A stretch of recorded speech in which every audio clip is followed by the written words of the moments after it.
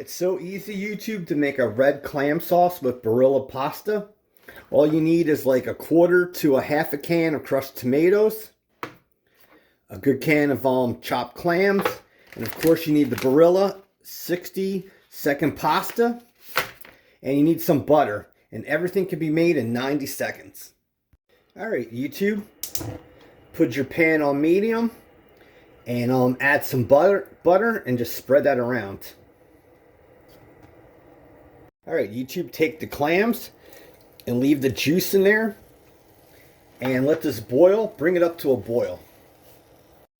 Alright, YouTube, take this pasta, break it up with your fingers, and then you want to microwave it for 60 seconds and let this go for a little bit longer.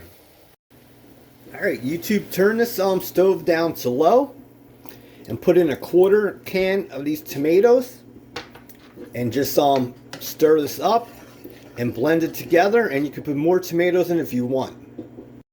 Alright, YouTube, just put a little bit more tomatoes. It's your personal preference. Mix it up. It's still on low, and we'll add the pasta. So add your pasta from that package, and the thing you want to do is just break this up and just mix everything together.